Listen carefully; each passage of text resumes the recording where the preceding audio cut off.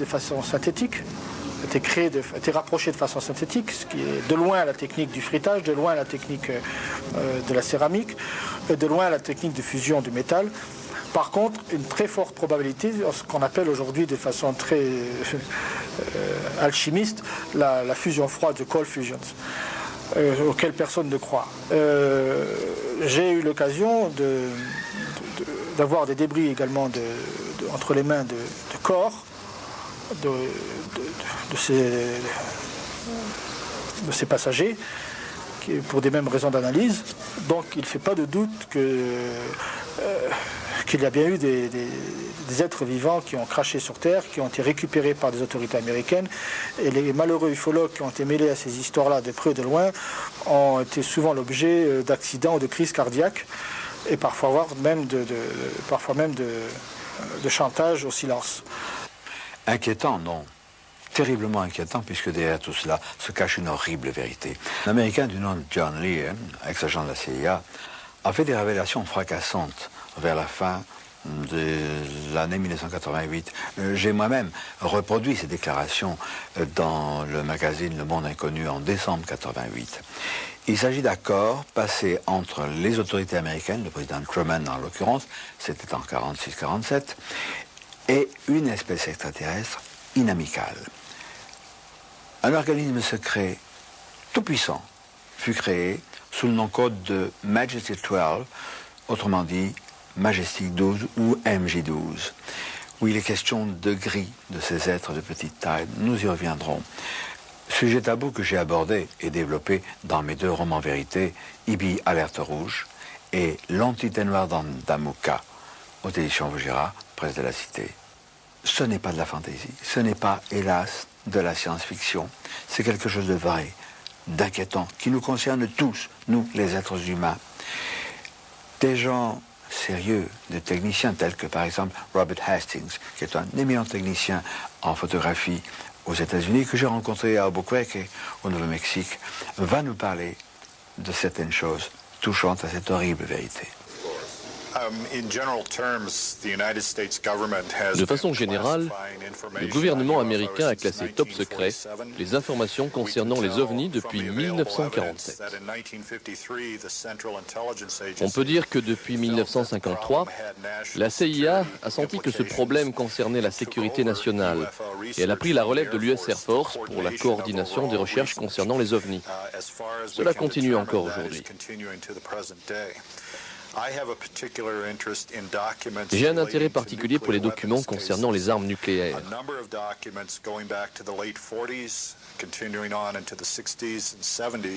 Un grand nombre de documents datant des années 40 ou des années 60 et 70 font état d'ovnis manœuvrant autour d'installations nucléaires telles que des silos, des centres de développement d'armes nucléaires comme Los Alamos, ou autour de dépôts d'armes nucléaires, dans les bases du Strategic Air Command. Les documents indiquent clairement que le personnel de ces installations décrivait des objets en forme de disque ou de soucoupe qui ne faisaient aucun bruit et qui parfois tournaient autour du silo à une altitude d'à peine 60 mètres.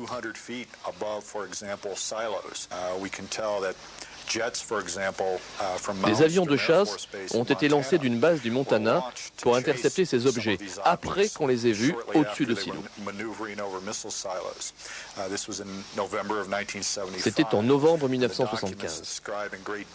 Les documents décrivent avec beaucoup de détails la venue de ces engins nuit après nuit, sur une période de 2 semaines, au-dessus des installations stratégiques de cette partie des États-Unis.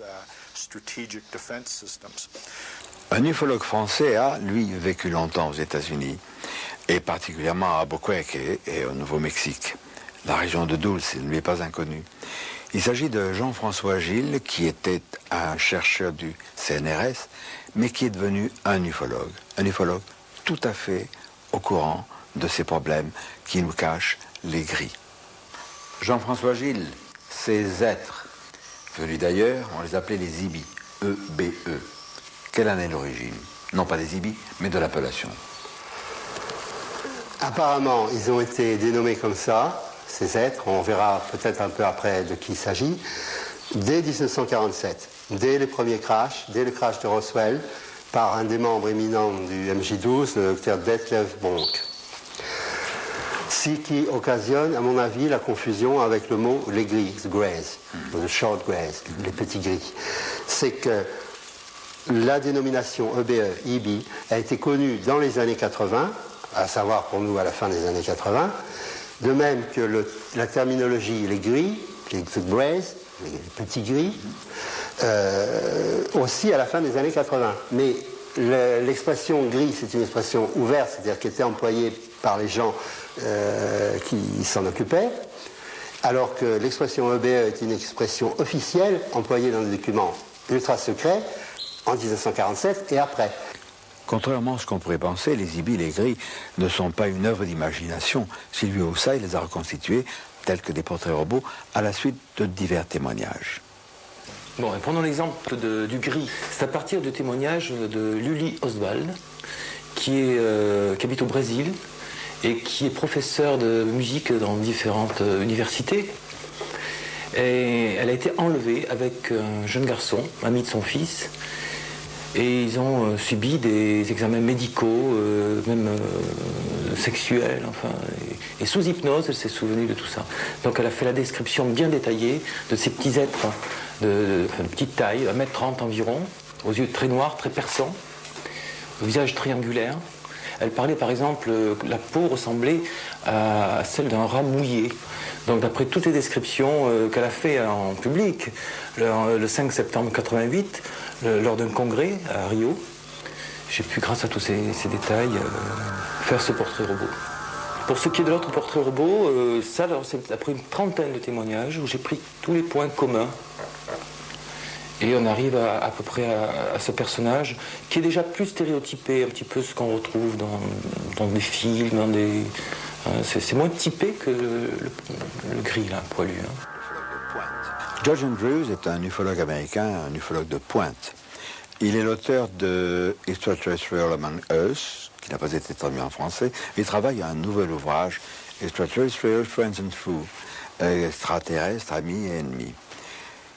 Il va nous expliquer les dessous de ces accords secrets passés entre les ibis et les militaires ou le gouvernement aux États-Unis. La base, selon l'IR du traité, c'est qu'en échange de la technologie militaire, nous devrions donner aux gris des bases souterraines.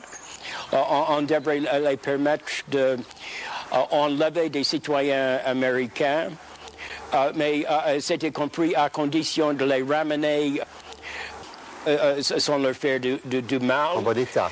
Les ramener en bon état. Et ensuite, ils avaient le droit de mutiler. Mais seulement des animaux. Seulement des animaux. Et ils devaient donner une liste des citoyens qu'ils avaient enlevés, MJ12, au chef du projet. Donc, en résumé, il donnait de la technologie spéciale que nous n'avons pas encore, en échange de quoi il recevait un petit pied-à-terre et la possibilité de faire quelques expériences inoffensives. C'était présenté comme une étude purement scientifique pour voir comment fonctionnait notre planète et tout cela. Mais quand ça a commencé à se gâcher, quand ils ont compris que d'abord, ceux qui ont été enlevés, ils avaient mis des implants, comment dire des implants? Des implants. Des implants qui ont ensuite contrôlé ces gens, comme nous contrôlons des animaux sauvages, à qui nous faisons des implants. On a enlevé beaucoup plus de citoyens que n'était prévu. Parfois, ceux qui ont été enlevés disparaissaient à tout jamais. Bref, que ça devenait une situation hors de contrôle. Et c'est à ce moment que d'après John Lear, il y a eu une dispute au sein de MJ12. Et il y avait ceux qui voulaient continuer à supprimer les informations, des autres qui voulaient tout dire au public pour les avertir de la catastrophe. Les gris souffriraient d'une grave carence génétique. carence qu'il compenserait grâce à des enzymes prélevées sur des muqueuses de mammifères vivants.